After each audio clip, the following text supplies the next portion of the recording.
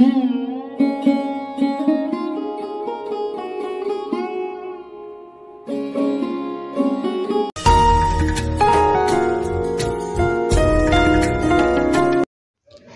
Morning friends, তোমরা সবাই কেমন আছো? আশা করি তোমরা সবাই খুব ভালো আছো, আর আমিও খুব ভালো আছি। আজকে আমি আবারও একটা নতুন ব্লগ নিয়ে তোমাদের সামনে চলে এলাম। আমি অনুরোধ করছি তোমাদেরকে আমার ব্লগটি দেখার জন্য। আই হোপ তোমাদের ব্লগটি খুবই ভালো লাগবে। আর এখন ঘড়ির কাঁটায় সকাল 7টা বাজে। তো ঘুম থেকে উঠেছি, উঠে দেখো এই জায়গাটা পরিষ্কার করে নিচ্ছি। কালকে রাত্রেবেলায় এই জায়গাটাতে আমি ব্লিচিং পাউডার দিয়ে রেখেছিলাম, আর ওই ব্লিচিং পাউডারটা এখন ভালো করে ঝাঁট দিয়ে পরিষ্কার করে তুলে নিচ্ছি, কারণ খুব শ্যাওলা জমে গেছিলো আর জায়গাটা পরিষ্কারও হয়ে গেল। এরপর আমি বাসনগুলো মেজে নিচ্ছি। এখন এই জায়গাটা সবসময় জল ফেলা হয়, তার জন্য জায়গাটাতে অনেকটা শ্যাওলা পড়ে গেছিলো। আর এখানে রান্নাবান্নার বাসন টাসনও রাখা হয়, তো ভাবলাম অনেকদিন হয়ে গেছে জায়গাটা পরিষ্কার করা হয়নি, তো তার জন্য রাত্রেবেলায় না খাওয়া দাওয়ার পর ব্লিচিং দিয়ে রেখে দিয়েছিলাম, আর সকালবেলায় এগুলো তুলে দিলাম। তো খুব ভালো পরিষ্কার হয়ে গেল দেখলাম জায়গাটা। আর এই তো এখন আমি বাসনগুলো খুব ভালো করে ধুয়ে নিচ্ছি। আর রাত্রেবেলায় গ্যাসটা মোছা হয়নি, তার জন্য সকালবেলায় গ্যাসটা খুব ভালো করে মুছে নিচ্ছি, কারণ এখন আমি রান্না বান্না শুরু করব। এতদূর পর্যন্ত ভিডিওটি যারা দেখেছো, তোমাদের যদি আমার কাজ একটু ভালো লেগে যায় তবে অবশ্যই আমার ভিডিওতে একটা লাইক দিয়ে দিও। আর খুবই ভালো লেগে গেলে আমার চ্যানেলটা সাবস্ক্রাইব করে আমার পাশে থেকো নিত্য নতুন এরকম ভিডিও পাওয়ার জন্য। আর যে বন্ধুরা আমার চ্যানেলটি অলরেডি সাবস্ক্রাইব করে আমার পাশে আছো, তোমাদেরকে আমার অসংখ্য ধন্যবাদ। আর এই তো এখন আমি একটু চা করে নিচ্ছি, কারণ আমার হাজব্যান্ডের ঠান্ডা লেগে গেছে, তার জন্য কি বলতো আদা আর গুটি মরিচ দিয়ে একটু চা করে নিলাম। আর এদিকে একটা পাউডার দুধের প্যাকেট আছে, সেটা এখন আমি ঢেলে নিচ্ছি একটা কৌটাতে। বন্ধুরা, সকালবেলায় আমি বেশিক্ষণ ভিডিওটি কন্টিনিউ করতে পারিনি, কারণ কারেন্ট ছিল না। আর এখন সন্ধেবেলা হয়ে গেছে, তো সন্ধেবেলায় রাত্রেবেলা ভাবলাম আজকে ভাত খাওয়া হবে, তার জন্য সয়াবিন আলুর তরকারি করে নিচ্ছি। আর এই তো এখন আমি সয়াবিন আলুটা খুব ভালো করে লাল করে ভেজে নেব। একটু লবণ আর হলুদ দিয়ে সয়াবিন আলুটা আমি ভেজে নেব। এখন দেখো খুব ভালো করে সয়াবিন আলুটা ভাজা হয়ে গেছে, তো এটা এখন আমি তুলে নেব।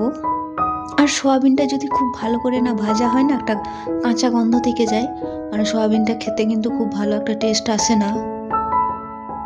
এরপর কড়াইতে আবার একটু তেল দিয়ে দিলাম, আর একটা মশলা করে রেখেছিলাম, মানে একটা টমেটো কুচি, একটু পেঁয়াজ কুচি, কিছু রসুন কুচি আর একটু আদাকে গ্রেট করে দিয়ে দিয়েছি, সবকে একসাথেই দিয়ে দিলাম। এরপর এর উপর একটু হলুদ দিয়ে খুব ভালো করে মশলাটা এখন আমি ভেজে নেব। আর 3টে মতো কাঁচা লঙ্কা চিড়ে দিয়েছি। তো মশলাটা খুব ভালো করে কষতে হবে, মানে টমেটোগুলো একদম যেন গলে যায়, টমেটোর যেন কোনো কাঁচা গন্ধ না থাকে। তো খুব ভালো করে কষা হয়ে গেলে তারপর একটু জল দিলাম। জল দেওয়ার পর একটু আমি কাশ্মীরি লঙ্কা গুঁড়ো অ্যাড করছি। প্রথমে যদি কাশ্মীরি লঙ্কা গুঁড়োটা অ্যাড করতাম তাহলে কি হতো বলো তো, কড়াইয়ে লেগে যেত আর মশলাটা পুড়ে যেত। আর তারপরে আমি একটু জিরে গুঁড়ো দিলাম অল্প পরিমাণে। এরপর আলু আর সয়াবিনটা দিয়ে মশলাটা খুব ভালো করে কষিয়ে নেব, যাতে মশলাটা সয়াবিন আর আলুর মধ্যে ঢুকে যায়। তারপরে কষানো হয়ে গেলে অল্প পরিমাণে একটু জল অ্যাড করব। তো বন্ধুরা, তোমরা এইভাবে সয়াবিনটা রান্না করে দেখবে, এটা মাখা মাখা খেতে খুবই ভালো লাগে। আর এইদিকে দেখো সবজি খোসাগুলো সেগুলো পলিথিনে মুড়ে রেখে দিচ্ছি, কালকে সকালবেলা এগুলো ফেলে দেওয়া হবে। আর এই জায়গাটা পরিষ্কারও থাকবে। তারপর একটা গ্লাসে একটু জল নিয়ে নিলাম। অনেকগুলো ধনেপাতা নিয়ে এসেছিল তো বাজার থেকে, সেগুলো একদম নেতিয়ে গেছে, তো ওগুলো যাতে নষ্ট না হয়ে যায় তার জন্য একটু গ্লাসে জল নিয়ে নিচ্ছি। আর ওই জলের মধ্যে ধনেপাতাগুলোকে রেখে দেব, তাহলে কি বলতো ধনেপাতাগুলো অনেকদিন সতেজ থাকবে আর নষ্ট হবে না খুব তাড়াতাড়ি। আর এই তো বাজার থেকে আনা আলুগুলো ঢেলে নিলাম ঝুড়ির মধ্যে, কারণ ব্যাগে থাকলে কি বলতো ব্যাগটা কাজে লাগবে না। আর পেঁয়াজগুলোকে দিয়ে দিচ্ছি। আমি একটা ঝুড়িতে আলু পেঁয়াজ এগুলো রাখি, আর একটা ঝুড়ির মধ্যে শুধু সবজি রাখি। তো বন্ধুরা, আমার ভিডিওটি যদি তোমাদের এতদূর পর্যন্ত ভালো লাগে তাহলে অবশ্যই আমার ভিডিওতে একটা লাইক দেবে। আর যদি খুবই ভালো লেগে যায়, মানে নিত্য নতুন আমার ভিডিও এইভাবে দেখতে চাও, আমার চ্যানেলটি সাবস্ক্রাইব করে আমার পাশে থাকবে। আর যে বন্ধুরা অলরেডি সাবস্ক্রাইব করে দিয়েছো, তোমাদেরকে আমার অসংখ্য ধন্যবাদ।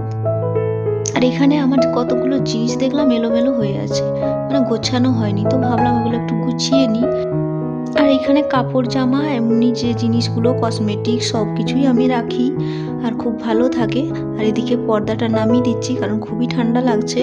তো বন্ধুরা, আজকে আমি ব্লগটি এখান পর্যন্তই রাখলাম। তোমাদের যদি আমার ব্লগটি ভালো লাগে অবশ্যই লাইক করে আমার পাশে থেকো। আর দেখা হবে তোমাদের সাথে আবার অন্য কোনো ব্লগে।